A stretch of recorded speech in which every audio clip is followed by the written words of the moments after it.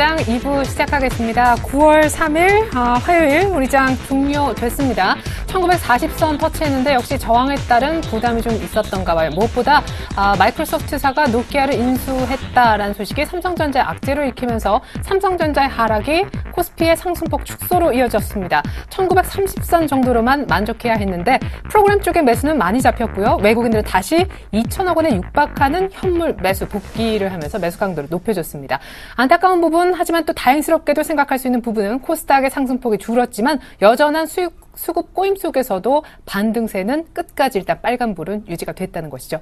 어제 급락했었던 원달러 환율의 추가 하락폭 오늘 어느 정도였을지 먼저 시황센터 가서 체크하고 돌아오겠습니다. 네, 시황센터입니다. 9월 3일 화요일장 마감됐습니다. 코스피 지수는 하루 만에 반등에 성공했는데요. 하지만 장 초반에 비해서 상승폭은 많이 줄었습니다. 먼저 종가부터 확인해 보겠습니다. 오늘 코스피 지수 종가부터 보겠습니다. 종가는 8.89포인트 상승한 1933포인트대에서 거래를 마쳤습니다. 오늘 장 초반은 1940선까지 오르기도 했지만 오후장 갈수록 탄력이 둔화되면서 상승폭은 강보합권에 멈췄는데요. 다만 석 달 만에 1930선에는 안착하는 모습도 나왔습니다. 수급 동향 확인해 보겠습니다. 오늘 외국인과 기관의 쌍끌이 매수세가 유입됐는데요. 먼저 외국인 쪽에서 8거래 연속 강하게 매수세를 보여줬습니다. 외국인이 2,162억 원 매수 우위를 보였고요. 기관도 이틀째 사주면서 636억 원 매수. 반면 개인 쪽에서 2,000억 넘는 물량 2,712억 원 매도 우위를 기록하는 모습이었습니다. 이어서 코스닥 지수 마감 상황도 살펴보겠습니다. 이틀째 올랐습니다만 전강 후 약의 모습이 나왔죠. 오늘 코스닥의 종가는 0.7포인트 상승한 525.89포인트로 마감했습니다. 오늘 코스닥 시초가는 527포인트였죠. 하지만 530선 저항에 부딪히면서 이 주가는 보합권 내로 밀려났습니다. 수급에서 좀 변화가 있었죠. 수급 동향 살펴보겠습니다. 외국인과 기관의 쌍끌이 매도세가 오늘장 나왔는데요. 먼저 외국인 쪽에서 123억 원 매도했고요. 기관도 185억 원 매도 우위를 보였습니다. 반면 개인 쪽에서 345억 원 매수 우위를 기록했습니다. 네, 이어서 외환 시장 마감 상황 살펴보겠습니다. 원화 대비 달러가 계속해서 약세를 보이고 있습니다. 오늘 장중에 넉 달러 최저를 기록하기도 했는데요. 이틀째 급락하면서 1,100원 선을 하향 돌파했습니다. 오늘 원달러 환율 종가는 4원 20전 하락한 1,096원 30전의 거래를 마감 지었습니다. 네, 이어서 코스피 시가총액 상위 종목 흐름 살펴보겠습니다. 먼저 대장주인 삼성전자가 이틀째 하락하는 모습이 나왔습니다. 오늘 장 초반에는 급등해주더니 오후장 갈수록 낙폭을 키워주면서 133만원대까지 밀렸는데요. 한 가지 이슈가 있었죠. 마이크로소프트가 노키아를 인수한다는 소식이 좀 악재로 작용하는 모습이었습니다. 반면 포스코는 강보합권에 마감을 지었습니다. 국세청의 세무조사 소식에도 주가는 강보합권 유지했고요. 현대차와 기아차가 이틀째 나란히 하락하는 모습, 현대모비스가 하루 만에 반락하면서 1.6% 밀렸습니다. 다음 종목들도 확인해 보겠습니다. 최근 금융주 흐름이 좋은데요. 신한지주가 2% 이상 오르면서 사흘째 강세를 보이며 42,000원대 주가를 회복했습니다. LG화학도 1.3% 강세를 보였고요. SK하이닉스 또한 0.5% 강보합에 마감 지었습니다. 이어서 코스닥 시가총액 상위 종목 흐름 보겠습니다. 대부분 혼조세를 보였는데요. 어제 많이 올랐던 셀트리온이 오늘 다시 3% 이상, 4% 가까이 급락하면서 5만 원대 주가를 내줬습니다. 서울 반도체가 약 보합에 마감을 했고요. CJ 오쇼핑만이 빨간불 들어갔습니다. 0.9% 올랐고 파라다이스가 2%, 동서가 1% 이상 하락했습니다. 다음 종목들도 확인해 보겠습니다. 네, GS 홈쇼핑이 1.3% 강세로 마감을 지었고요. 포스코 ICT가 0.7% 오르면서 9,410원의 종가를 기록했습니다. SFA 또한 0.5% 강보합권 기록했습니다. 네, 이어서 오늘 특징을 보인 업종부터 살펴보겠습니다. 조선주가 단연 강세였는데요. 유럽의 PMI 지표가 호조를 보이면서 조선주 또한 동반 강세를 이어갔습니다. 네, 현대중공업이 1.3% 강세를 보이면서 23만 원대 주가를 회복해주는 모습이었고요. 현대미포조선이 5% 강세, 대우조선해양과 삼성중공업이 나란히 2%대로 올랐습니다. 한진중공업 또한 4% 급등하면서 종가는 12,400원이었습니다. 네, 어제 이어서 건설주 또한 이틀째 강세를 이어갔습니다. 어제는 대형주 위주로 오르더니 오늘 중소형주로 매수세가 확산되는 모습이었습니다. 네, 먼저 GS건설이 2% 이상 어제 이어서 많이 올라왔고요. 대림산업이 4% 급등, 동양건설이 9%, 삼한기원과 남광토건은 14%대로 올랐습니다. 네, 이어서 STX그룹주 또한 급등세로 마감을 지었는데요. 산업은행의 펜오션 인수 가능성이 제기되면서 주가도 골고루 오르는 상황이었습니다. 먼저 STX주 살펴보겠습니다. 14.8% 상한가 진입하면서 마감을 지었고요. 펜오션과 조선해양과 중공업, 엔진 모두 상한가로 마감하는 모습이었습니다. 네, 이어서 백신주 흐름도 점검을 해보겠습니다. 이탈리아에서 변종 AI가 발생했다는 소식이 전해지면서 백신주 주가도 모두 올랐습니다. 네, 대한 유팜을 제외하고 모두 빨간불이 들어와 있는 상태인데요. 이글백과 파루, 제일바이오, 중앙백신, VGX 인터가 모두 빨간불이 들어왔습니다. 그 가운데 이글백이 5%로 강세를 보였습니다. 네, 이어서 오늘장 특징주 살펴보겠습니다.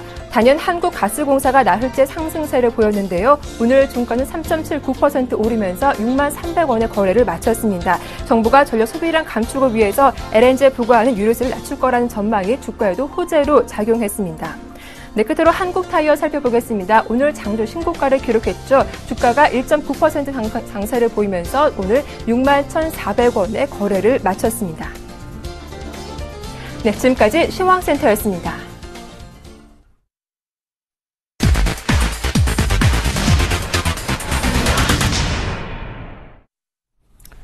상승폭 다소 준 코스피 마감 지수는 1933포인트 정도였고요. 코스닥은 그래도 하락세는 나오지 않았습니다. 525.89. 프로그램 매수세가 3천억가량 대량으로 유입된 날이기도 함과 동시에 일본 니케이가 3% 가까운 급등세, 아시아 시장 가운데 가장 좋았는데요. 13,978포인트까지 오늘 상당히 많이 올라와 있습니다. 오늘장 자세한 분석과 더불어 내일장 전략까지 세워보죠. 오늘 어디로 가냐면요. 대신증권으로 가겠습니다. 컨설팅 랩에 계시는 최진 책임연구원님, 안녕하세요. 예, 안녕하십니까. 네, 오래간만입니다. 예. 자, 일단 유럽발 훈풍이 조금 도움이 된 듯한데 1940에선 약간 막히는 느낌도 있었습니다. 30에서 만족해야만 했던 오늘 마감 상황 일단 정리 다시 한번 부탁드려요. 예, 일단 금일 시장을 좀 정리해 보면은요.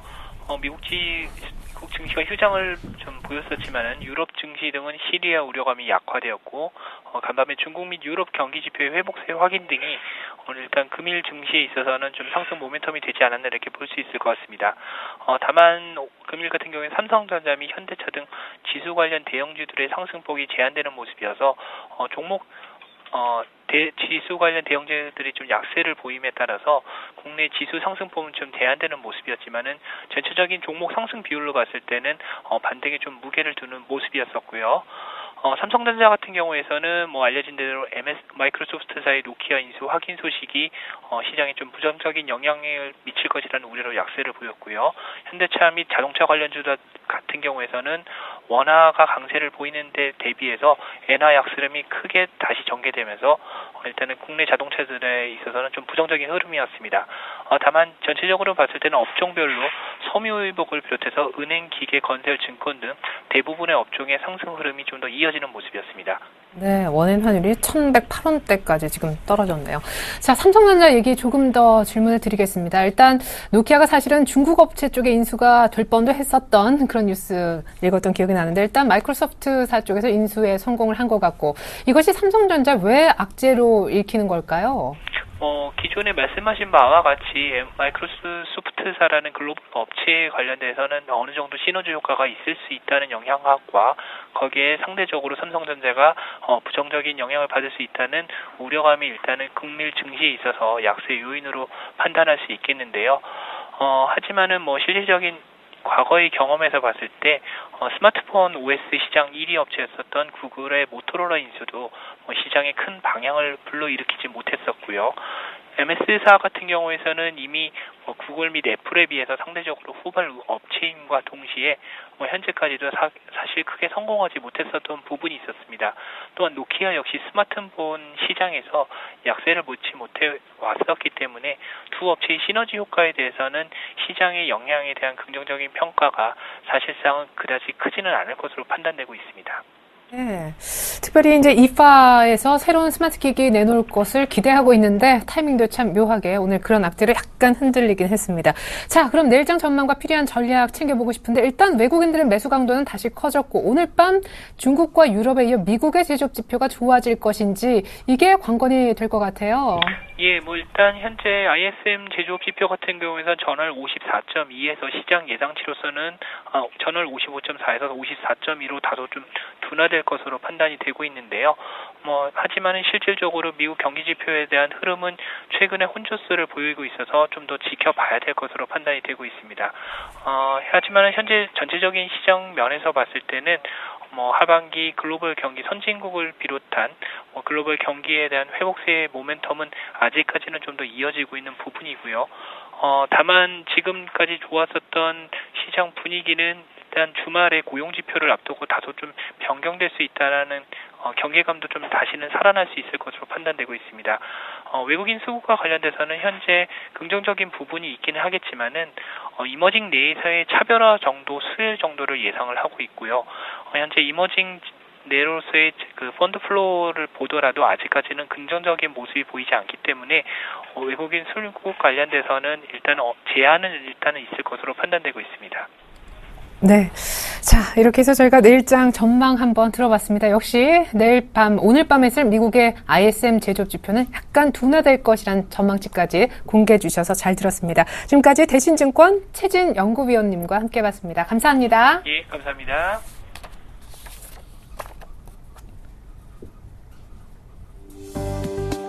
네, 마감 상황이 나오고 있습니다. 코스피가 전일 종가보다 9포인트가량 0.46% 오른 1933.74에 마감됐고요. 네, 장 초반 한때 1940선을 터치했습니다만은 삼성전자가 약간 약세를 보이면서 그래도 1%대 정도에서 제한적 약세로 끝이 났습니다만 1930선대 초반에서 마감할 수밖에 없었죠. 네, 외국인이 다시금 2,300억대 현물을 순매수해준 날인데요. 오늘 지금 수급 집계상 가장 많이 산 종목은 노키아 악재도 불구하고 삼성전자인 것으로 집계되고 있습니다. 네, 코스닥은 오히려 조금 뒷심이 부족했었죠. 525.89. 전일 종가보다 0.7포인트 정도 오르는데 고작 그쳤습니다. 장 초반은 분위기가 괜찮았었는데 점점 상승 탄력이 떨어졌습니다. 외국인, 기관의 양 매도가 있었는데요.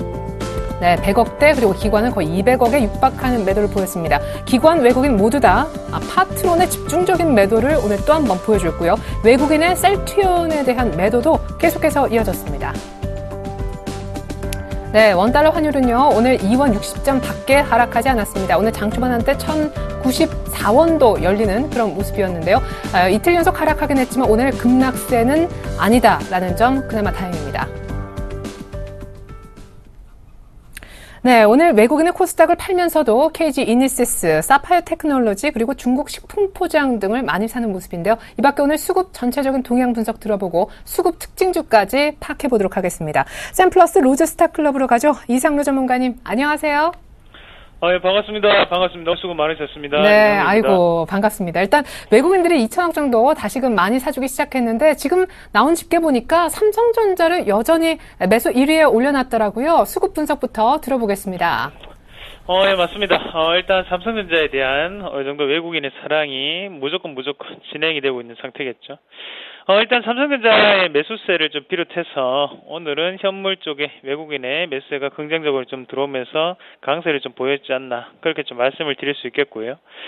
다만 코스피나 코스닥이나 둘 다 조금 아쉬웠던 것은 장중 그리고 장 초반에 비해서는 조금은 하락하면서 마감하는 게 좀 아쉬운 부분이 아니었나 그렇게 말씀을 드릴 수 있겠고 뭐 일단은 처음에는 상당히 좋았습니다. 하지만 마지막까지 조금 떨어지는 모습이 코스닥이 아직까지 힘이 체력적인 분위기가 조금 단거리 선수용이 아닌가 그렇게 좀 보여주는 하루였습니다. 그만큼 기간의 차익 실현 매물이 오늘 조금 많이 나오는 그런 모습이었고요. 거기에 대해서 외국인의 출의 모습도 코스닥 다시 한 번 더 반등 그리고 다시 한번 개별주 양상으로 가는 건 아닌가라는 생각이 드는 하루가 아니었나 그렇게 말씀을 좀 드릴게요. 전체적으로 오늘 오늘 외국인의 강세 속에 우리가 업종별로 조금 더 살펴보실 필요가 있을 것 같은데, 일단 외국인 같은 경우에 오늘 포지션을 본다면 코스피 같은 경우에서는 꾸준히 매수 기조로 유지했다는 것에 대해서 좀 더 긍정적으로 우리가 살펴보실 필요가 있겠죠. 다만 코스닥에 대해서는 꾸준히 파는 모습이 좀 더 부정적이었다. 그렇게 보시는 게 좀 좋을 것 같고, 외국인의 매수세 자체는 어느 정도 경기 민감주에 대한 베팅이 상당히 많이 들어왔습니다. 전기전자업종, 그리고 화학, 운수장비, 여기에 운수장비 업종은 대부분 뭐 조선업종도 상당 부분 포함되어 있다는 부분 한 번 더 기억을 하시고요. 금융업종, 그리고 보험, 철강, 금속 업종에 대해서 큰 매수세가 좀 들어왔던 부분 살펴보시면 좀 좋을 것 같습니다.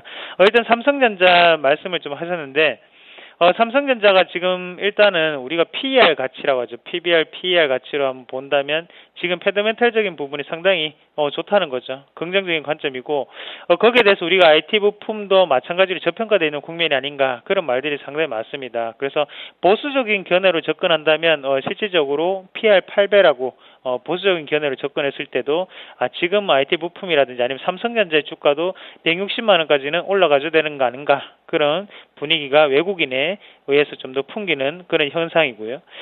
기관 같은 경우에는 포지션이 조금 달랐습니다. 같은 듯 다른 기관이었는데, 일단은 대형주 섹터보다는 중형주, 중소형주, 자기네들이 단기적으로 트레이딩할 수 있는 종목군들에 대해서 베팅을 한다고 좀 보시는 게 좋을 것 같고요.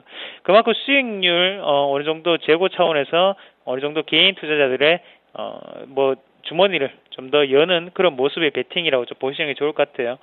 금융업종, 유통, 그리고 건설업종, 음식료업종, 화학업종, 기계업종 보시면 바닥권에서 올라오는 종목군들이죠. 그리고 우리가 좀 더 중요하게 보셔야 되는 점은 지금 음식료 업종에 대해서 어제 오늘 매수세가 좀 들어오고 있습니다. 지금 매수세가 들어오는 과정은 저가 매수세에 대한 어느 정도 그런 매기세가 아닌가, 그렇게 조금 해석할 필요가 있을 것 같습니다. 그리고 연기금의 매수세 또한 여전히 긍정적인 관점이 아닌가, 그렇게 보는 게 좋겠고, 다만 외국인 같은 경우에 코스닥을 보시면요, 마지막에 포지션이 좀 바뀌었습니다. 코스닥에 대한 IT 부품에 대해서 매수세를 계속적으로 보이다가 장마감에 갑자기 매도세를 좀 더 트는 모습인데요. 그만큼 기관이 꾸준히 파는 모습에서 외국인 또한 한 번 더 큰 차익 매물을 좀 더 내뱉는 과정이었다 보시면 좋을 것 같고요. 오늘 셀트리온은 또 상당 부분 크게 빠졌는데, 일단은 기관은 꾸준히 사는 모습이었습니다. 제약업종에 대해서. 하지만 제약업종이 크게 빠졌던 이유는 바로 외국인의 매도세가 집중됐다는 거죠. 그래서 셀트리온을 비롯한 바이오 제약주 같은 경우에 글로벌적인 분위기는 좋지만 아직 국내 증시에는 고평가 논란, 그리고 지금은 우리가 확실한 객관적인 증거가 필요할 때가 아닌가, 그렇게 말씀을 좀 드리고 싶네요. 일단은 우리가 실질적으로 눈에 볼 수 있는 여러 가지 부분이 좀 더 완성되면 바이오 제약주 다시 한 번 더 반등 탄력이 있지 않을까, 지금은 조금은 부정적인 견해를 제시해드리겠습니다.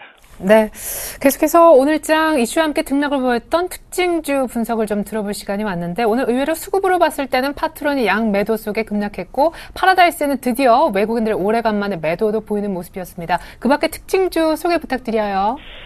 네, 맞습니다. 코스닥에 대한 분위기를 상당히 잘 전달해 주셨고요. 그래서 파트론 같은 종목군은 양매도가 좀 나왔던 부분, 그리고 저는 코스피 종목 중에 한 3가지 정도 말씀을 드릴 건데요. 대우건설, 한진해운, 그리고 한국가스공사 이 3가지 종목 좀 말씀을 드리겠습니다. 지금 잠시 버퍼링이 조금 일어난 것 같은데, 한국가스공사부터 좀 말씀을 드리면요. 지금 일단 에너지 세제 개편에 따라서 수혜가 전망된다는 뉴스가 좀 나왔다는 거죠. 그래서 그런 뉴스에 어느 정도 발을 맞춰서 지금 시장의 분위기가 좀 올라가는 그런 모습이었고, 지금 주가 추이를 한번 보시더라도 하단에서 어느 정도 지지를 밟고 난 다음에 올라오는 모습이었습니다. 그만큼 이런 모습 타이밍을 봤을 때 이거는 기관의 전형적인 패턴 자체가 아니겠나라고 우리가 좀 유추를 해볼 수가 있겠고요. 거기에 대해서 외국인은 여전히 매도세를 보이는 하루였지만, 중요한 부분은 어느 정도 투신권이라든지 기관에서 상당 부분 매수세가 좀 들어왔다는 거죠. 바닥을 어느 정도 외국인이 좀 더 잡아주면서 지금은 한국가스공사 같은 유틸리티 업종에 대해서 추가적인 상승 기조를 좀 유지를 하려는 그런 전략이라고 좀 보시는 게 좀 좋을 것 같아요.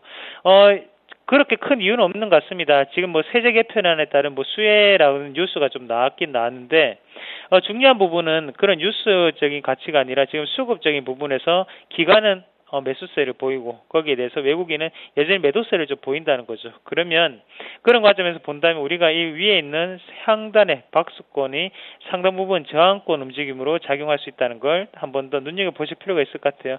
63,500원 부근 어느 정도 3,500원 정도 남았습니다. 그 부근 자체를 어느 정도 저항권 움직임으로 대처를 좀 하시고 만약 이 부근에서 다시 한 번 더 거래량이 크게 나오면서 뚫는 모습이 나온다면 우리가 추가적인 상승세를 좀 더 기대할 수 있다. 하지만 지금 같은 경우에는 유틸리티 업종은 현재 시장에서 주도주 패턴은 아니라는 걸 강조를 좀 해드리겠습니다.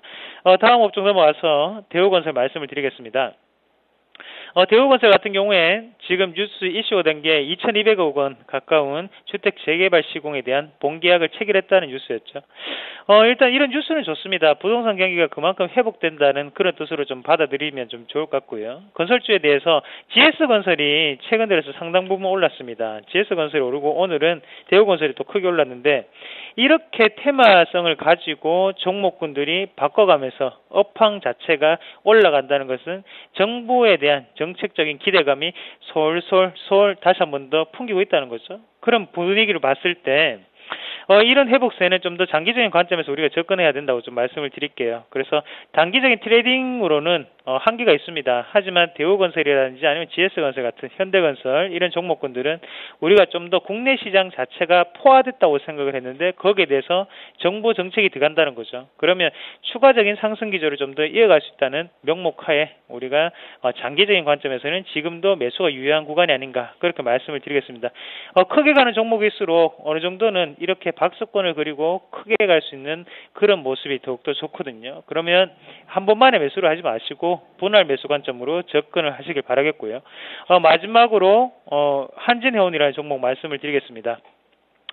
한진해운 같은 저번 시간에 말씀을 드렸던 종목이고요. 여기에 대해서 계속적인 이슈가 됐던 게 3분기 9월달, 10월달에는 운임료가 증가할 것이다. 그래서 증가를 했죠. 증가하고 지금 아시아 유럽 항로와 그리고 태평양 항로에 대해서는 운임 인상이 전망되고 있는 상태고요.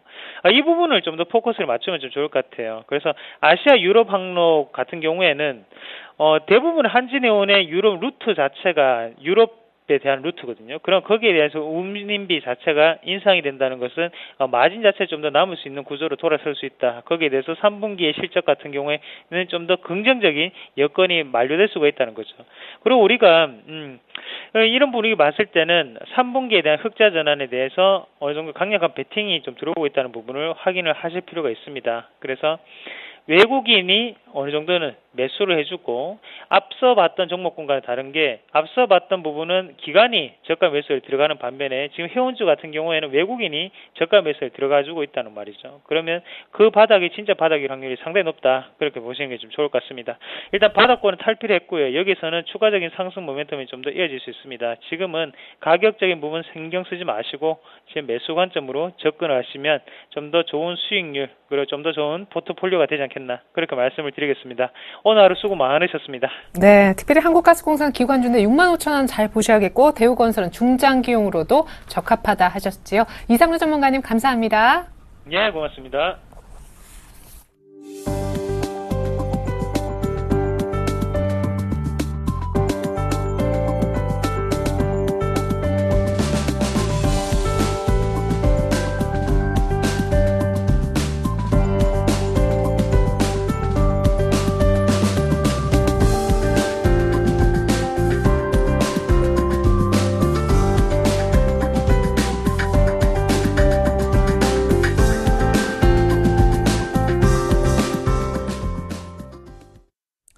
오늘 일본 니케이는 3%가량의 급반등을 했고요. 중국 상해종합지수도 지금 1%대 상승세를 보여주고 있습니다. 우리는 의외로 상승폭이 크진 않았었는데 수급은 아주 괜찮았던 하루죠.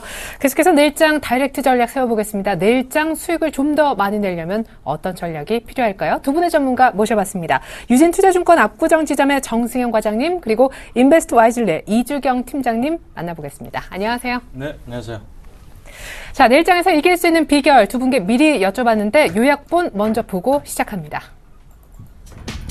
자, 내일장 다이렉트 전략 주식 살까요? 여쭤봤고 종목 선정 기준으로 뭘 보고 계십니까? 여쭤봤고요. 마지막으로 어떤 종목 보십니까? 뭘 살까요? 세 가지 질문 드렸습니다. 먼저 정승현 과장님, 자, 주식 살까요 하니까 단기적으로 많이 올랐다. 시장도 좀 피곤하지 않겠느냐 라시면서 사지 말라는 얘기를 하실까요? 잠시 후에 더 자세한 얘기 들어보겠고요. 이주경 팀장님은 주식 살까요 하니까 그냥 있는 종목 들고 있자 라시면서 음봉시에만 비중을 확대하자.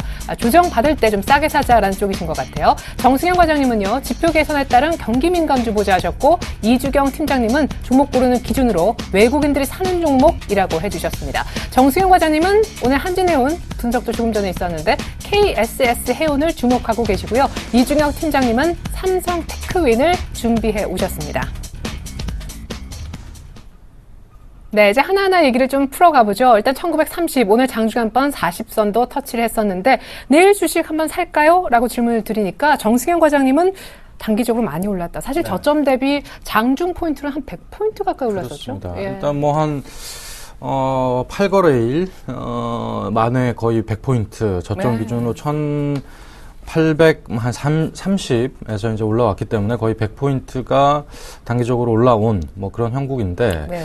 일단 지금 현재 지수대가 박스권의 정확히 상단입니다. 뭐 1930, 40딱 포인트가 박스권 상단인데 여기서 이 박스권 돌파를 해야지만 상당히 매물대가 깊은 그런 구간인데 이 구간을 돌파해야지만 2000포인트 다시 노려봄직한 자리다라고 보여진다면 사실 여기서 오늘 뭐 경제 지표가 유럽의 지표들이 좋게 나오면서 그 관련주들, 뭐 조선, 특히나 이제 조선주가 제일 강한 뭐 그런 모습을 보여줬는데, 조선과 화학주, 그리고 뭐 건설주까지, 뭐 아까도 얘기가 나왔던 뭐 대우건설의 수주 얘기까지 나오면서 건설주에 대한 매기까지 쏠리면서 경기 민감주들이 대체적으로 강한 하루였다라고 이제 분석이 가능하겠는데, 네.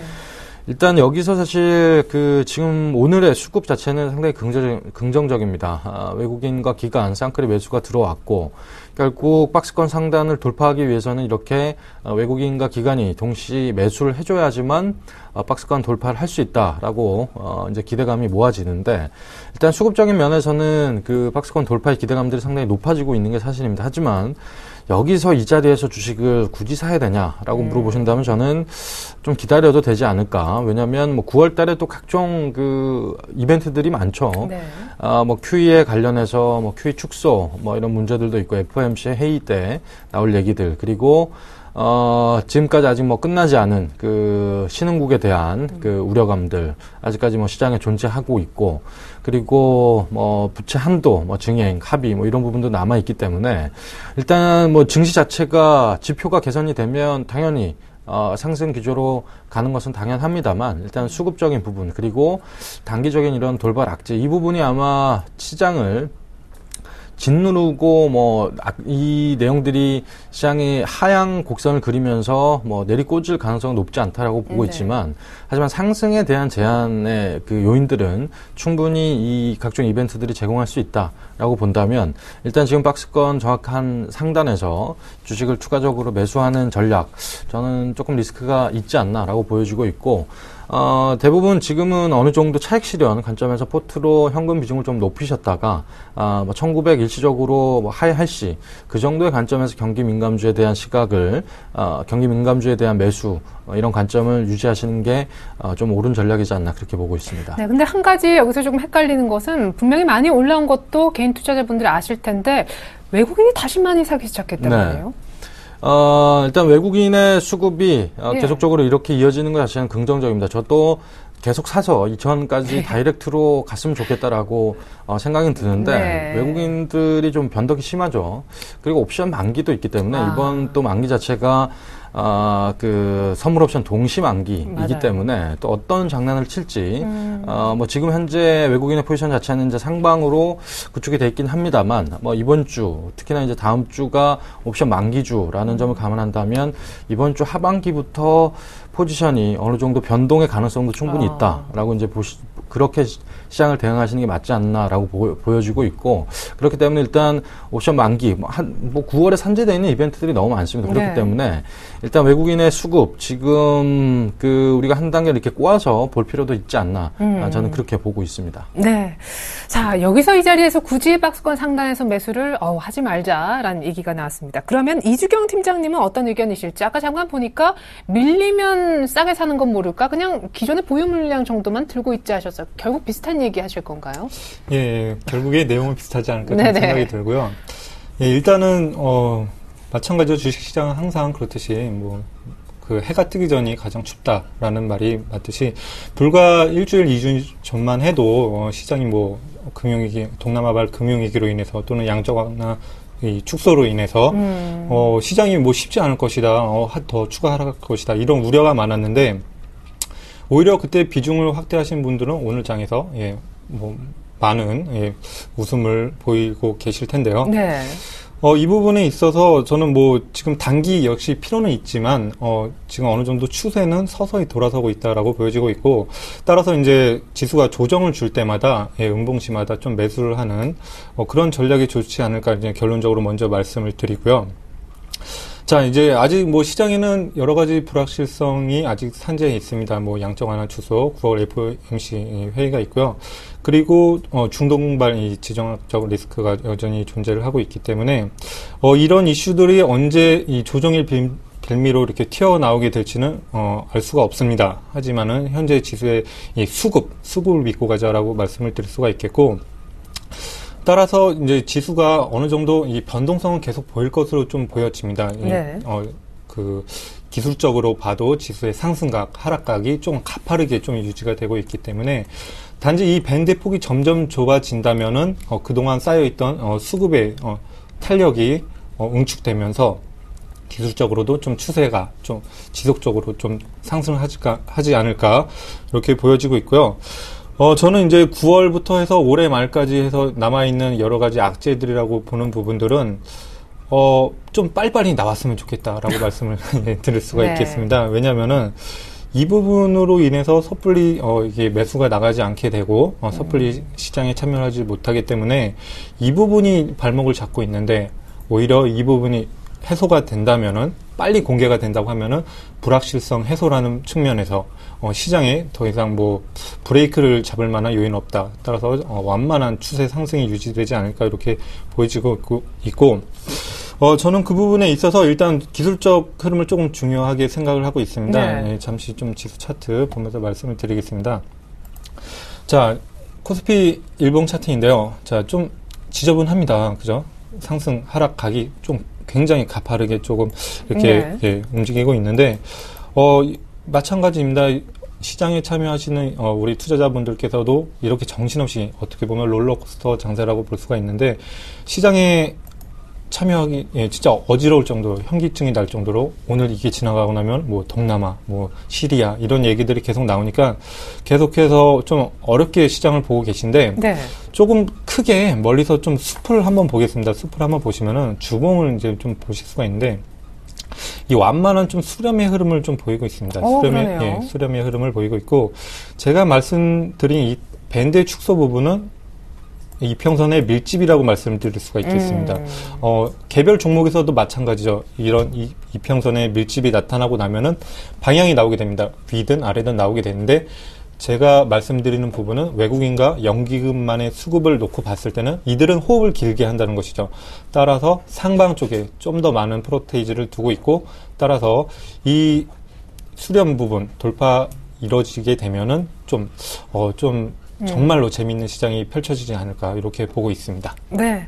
자, 주봉상 수렴하는 차트 속에서도 수급이 좀 좋아지고 있기 때문에 점진적으로 더 올라가지 않겠느냐. 하지만 또 동시만기가 있기 때문에 외국인들의 매수를 너무 순진하게 받아들일 수는 없다. 이런 의견이 약간 갈리게 나왔습니다. 자, 종목 선정법 이어가 보겠습니다. 시장보다 더 중요한 거는 내 종목의 수익률이 될 텐데요. 자, 전문가 두 분 모셨습니다. 최근에 종목 고를 때 나름대로 기준을 잡고 계신 부분이 어떤 부분이냐, 이런 질문 드렸는데, 정수영 과장님은 경기 민감주여야 한다고요? 네.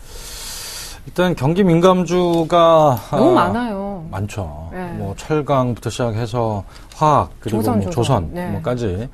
일단 시장이 사실 뭐 경기 민감주에 대한 관심도가 뭐 하루 이틀 나온 얘기는 아니죠. 뭐 일단 2분기 실적에 대한 그 불확실성이 어느 정도 해소됐던 국면, 뭐 7월부터 이제 얘기가 솔솔 나오기 시작을 했는데 그때부터 이제 지표가 돌기 시작을 했습니다. 그 이유가 계속적으로 뭐 시장의 얘기들이 뭐 아무 이유 없이 누군가 떠든 건 아니고 뭐 유럽이라든지 미국의 지표들, 경기 지표들이 개선이 되면서 결국 경기 지표라는 게 경기 민감 업종 자체가 경기 지표가 개선이 되면 그 시장의 업황 자체가 돌아올 수밖에 없는 구조입니다. 뭐 조선과 화학 워낙 사이클이 길기 때문에 사실 오랜 시간 동안 좀 주가가 바닥권에서 상당히 그 누적의 어떤 그 시간들 이런 부분들이 상당히 많았던 고통 시간들이 많았던 그런 종목들 중에 대부분이 경기 민감주들이었는데 네. 이런 종목들이 이제 턴을 하기 시작을 했습니다. 이제 어디까지 갈지가 가장 중요한 부분일 것 같은데 일단 수급적인 면에서도 상당히 외국인과 기관들 메이저 입장에서 경기 민감주에 대한 포트 담기 시작된 것 같고 계속적으로 포트 비중을 늘려가고 있는 추세이기 때문에 아마 계속적으로 외국인과 기관의 수급은 긍정적으로 유지될 것이다 이렇게 보고 있고 일단 가장 지금 사실 시장에 어떻게 보면 뭐 주도주가 없다 이런 얘기들을 많이 하는데 사실 지금 현재 어떻게 시장을 경기 민감주를 대표하는 저는 종목은 현대 하이스코어라고 보고 있습니다. 축하드려요. 네, 뭐 저한테 지난주 수익. 예. 지난주 제가 예. 현대 10% 넘는 수익. 그렇습니다. 일단 그 현대 하이스코어 같은 경우에는 그 시장에 관심이 상당히 높고 그리고 네. 일단 차트가 우상향으로 가고 있는 전형적인 차트다라고 이제 보시면 될 것 같고. 어쩌면 이렇게 현대제철, 포스코 다 쉴 때 갈 네. 수가 있죠. 일단 그 내년 강판 관련해서 그 차량의 그 경량화 이와도 시장의 관심도가 맞아 떨어졌고 뭐 그런 부분을 감안한다면 이렇게 현대 하이스코처럼 다음 종목들 저는 속출할 수 있을 가능성이 상당히 높다라고 보여지고 지금 뭐 그 삼성중공업 같은 경우에도 고가를 경신하려는 4만 원 돌파하려는 움직임이 계속적으로 보여지고 있습니다. 오늘 그 현대 미포도 상당히 강했고요. 맞아요.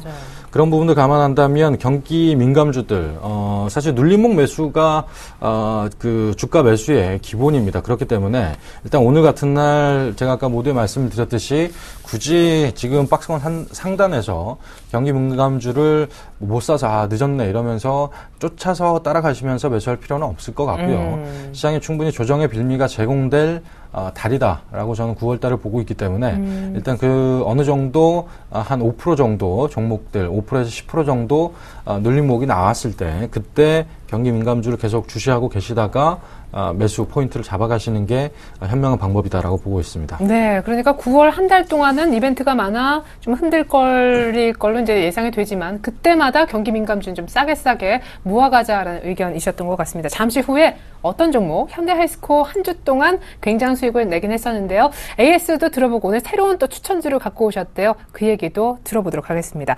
자, 이어서 이주경 팀장님의 종목 선정 기준, 외국인 수급이 들어가는 종목이라야 된다라고 하셨는데 외국인들도 사실 경기 민감주를 또 담고 있잖아요. 두 분이 오늘 거의 뭐. 네, 그렇습니다. 예. 뭐, 항상 의견이 좀 겹치는 부분이 없지 않아 네. 있는데요. 뭐, 당연한 얘기겠죠. 외국인들의 수급에 올라타라. 이 얘기는 뭐 당연한 건데, 네. 최근 외국인의 수급을 보면 좀 진짜 돈 많다라고 생각이 들 정도로 연속해서 계속 매수를 해주고 있는데요. 네.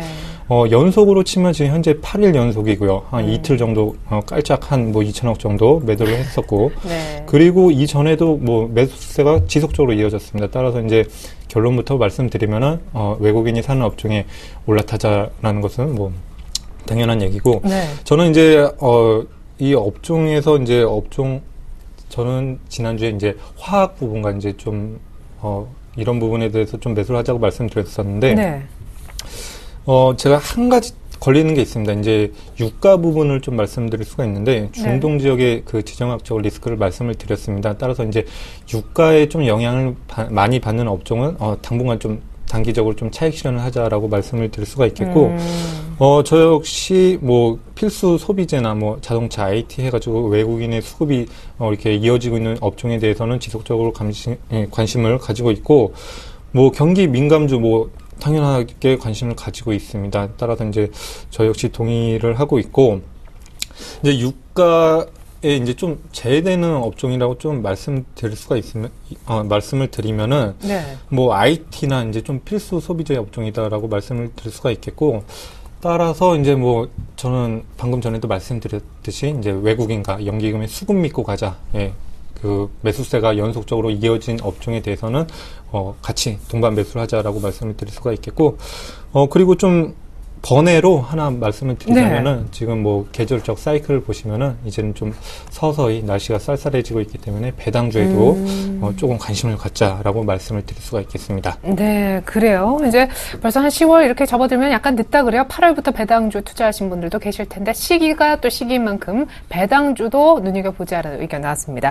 자, 그렇다면 두 분의 전문가는 뭘 사고 싶으실까요? 이제 관심 종목 한 가지씩 공개 받아보겠습니다. 아까 미리 좀 보여드리기도 했었었는데 우리 정승현 과장님은 KSS 해운을 네. 사실 이거 추천하신 분은 거의 못 들어봤거든요. 뭐 한진 해운 얘기하신 분은 많아도 네. 뭐 시총이 뭐 그렇게 크지는 않은 종목이고 네. 약 뭐 1,400억 정도 하는 회사입니다. 이 회사 같은 경우에는 뭐 그렇게 거래가 많이 동반되는 그런 종목은 아니고 시장에 관심이 그렇게 많지는 않은 종목임에도 불구하고 최근에 주가 상승률이 상당히 가파릅니다. 그러네요. 이유가 뭐냐면 이 회사 같은 경우는 셰일가스 수혜주입니다. 결국 이제 LNG선을 이제 하는 수주를 하고 이 운반을 하는 뭐 그런 회사다라고 이제 보시면 되는데 결국 LNG선이 가스를 이제 운반하는 그런 모멘텀을 갖고 있기 때문에 결국 셰일가스에 대한 수혜가 결국 미국에서 지금 현재는 미국과 이제 근거리 정도만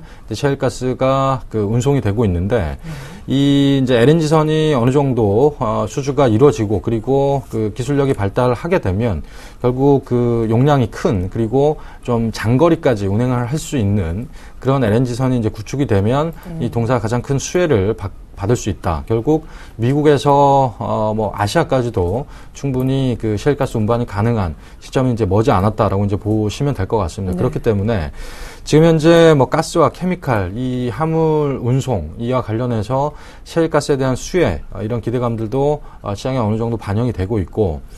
그리고 최근에 이 회사 같은 경우에는 가스선을 9척을 가지고 있고, 그리고 케미칼 선을 5척을 보유를 하고 있습니다. 결국 가스와 이제 케미칼, 케미칼 관련해서 수주 모멘텀, 그리고 이와 관련된 업황이 살아나게 되면 결국 이에 관련된 실적의 개선 여지가 충분히 있어 보이는 뭐 그런 종목이다라고 이제 보시면 될 것 같고, 결국 이 회사 같은 경우에는 업황이 별로 좋지 않았을 때 2010년, 뭐 11년 이때는 수주를 한 척도 못했습니다. 그렇기 때문에 계속 뭐 주가가 횡보하는 국면이었고 거래량도 그렇게 많지를 않았었고 그리고 시장에 관심이 별로 못 받았는데 작년부터 해서 올해 이제 수주가 한 척씩 작년 한 척, 그리고 올해도 한 척 이렇게 수주가 되면서 외형 성장을 이제 조금씩 이뤄간다. 결국에는 이제 매출이 계속적으로 나오겠죠.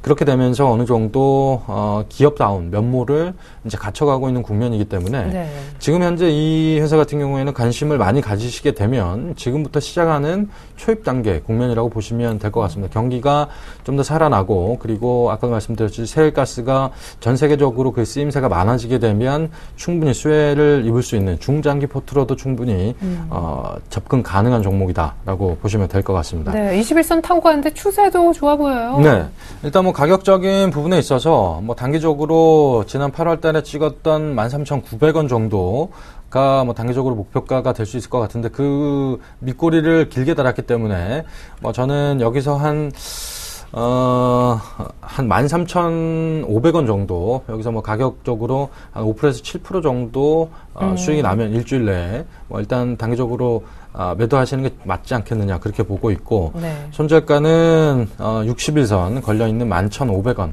하이아이시에는 손절하시는 걸로 대응하시는 게 맞을 것 같습니다. 네, 해운주 가운데 이런 종목이 있나 하셨을 것 같아요. KSS 해운 얘기 잘 들어봤습니다. 자, 이어서 이주경 팀장님은 아까 보니까 삼성 테크윈을 갖고 오셨더라고요. 사실 2분기 실적도 상당히 좋았던 종목으로 기억해요. 네, 그렇습니다.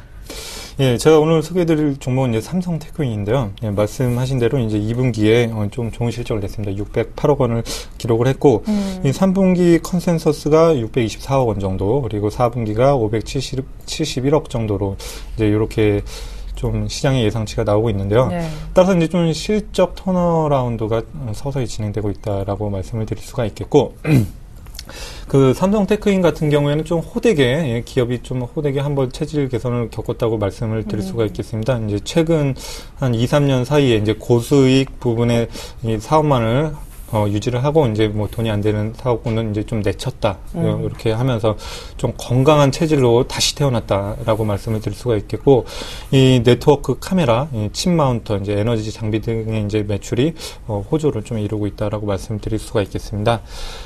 삼성테크인의 뭐 모멘텀을 하나 이렇게 알려드리자면은, 삼성테크인에서 이제 삼성에서 그룹사적으로 좀 이제 신성장 동력 부분으로 이제 좀 밀고 있는 사업이 있는데, 그게 뭐냐 하면은 이제 가스터빈 엔진이라고 말씀을 드릴 수가 있겠습니다. 제가 그림 잠시 한번 보여드리면서 지나가겠습니다.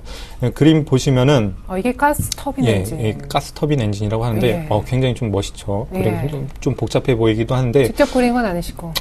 예, 그렇습니다. 삼성테크인에서 이제 만들고 있는 엔진인데 이 엔진이 상당히 고부가 가치를 이뤄내고 있는 그 엔진입니다. 또한 이제 하이테크 이제 기술 집약이 되고 있는 엔진이기 때문에 쉽사리 이제 시장에 진입을 하지도 못하고 이제 진입 장벽이 높다라고 말씀을 드릴 수가 있겠고, 이 부분에 있어서 조금 장기적인 관점으로 보신다면은 추후에 좀 호실적이 계속 지속적으로 유지가 되지 않을까 이렇게 생각을 하고 있고, 삼성테크인 같은 경우에는 현재 외국인 수급이 상당히 좋게 좀 들어오고 있습니다. 네, 아까 수급 살아있는 종목 보자고. 예, 그렇습니다. 제가 이제 그 부분에 있어서 이제 삼성테크인을 선택을 했는데, 최근 근 한 2달 사이에 좀 수급이 좀 강하게 들어오고 있다라고 말씀을 드릴 수가 있겠고, 중장기적 이제 차트 흐름을 보시면은, 제가 아까 전에 코스피에서 주봉을 좀 주목을 하면서 말씀을 드렸었는데, 삼성테크인의 경우가 좀 지금 비슷한 흐름을 보이고 있습니다. 이제 장기적으로 좀 주가가 좀 소외되는 흐름을 보이고 있다가 현재 추세 전환 초입에 와 있다라고 말씀을 드릴 수가 있고, 저는 따라서 이제 삼성테크인에 대해서 지금 충분히 살 수 있는 매수 진입할 구간이다라고 말씀을 드릴 수가 있겠습니다. 따라서 오늘 그 68,100원으로 마감을 했는데요. 뭐 내일장이든 모레장이든 68,000원 아래로 가격을 주게 된다면은 매수 진입을 하시고, 단기적이라도 한 8만원, 8만원, 목표가를 좀 이전 고가인 8만원 정도 제시를 해드리고요. 그리고, 손절가는,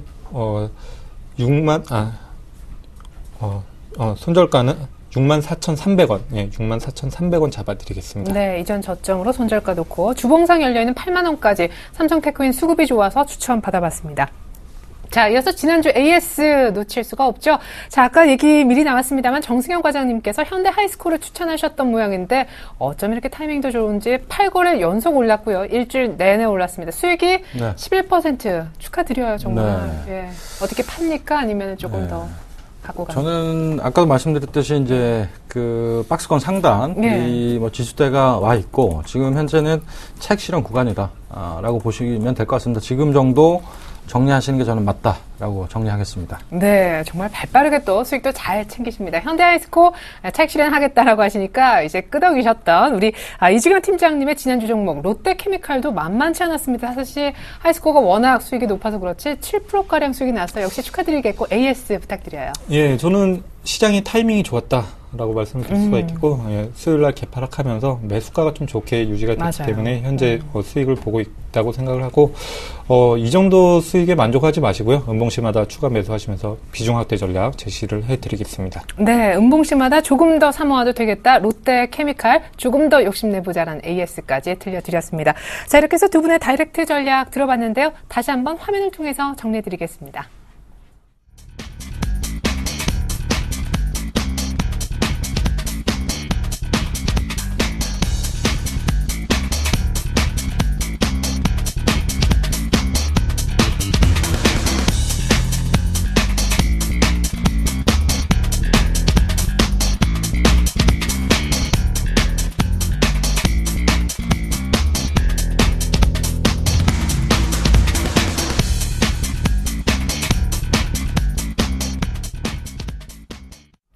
네, 지난주 10% 안팎의 수익을 모두 올려주셨던 두 분, 오늘 추천주는 KSS 해운과 삼성 테크윈이었습니다. 한 주간 높은 수익 났으면 좋겠네요. 정수경 과장님, 이주경 팀장님과 함께 해봤습니다. 감사합니다.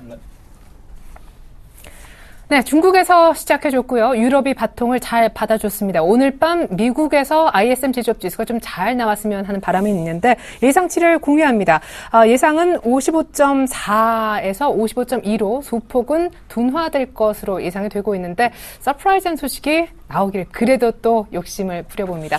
자, 오늘은 간밤에 이제 노동절로 휴장을 했었고요. 9월 첫 거래를 한 박자 쉬고 시작하는 미국에서 좋은 지표 호조 소식 기다려보겠습니다. 이상 오늘 장일장 2부도 마칩니다. 고맙습니다.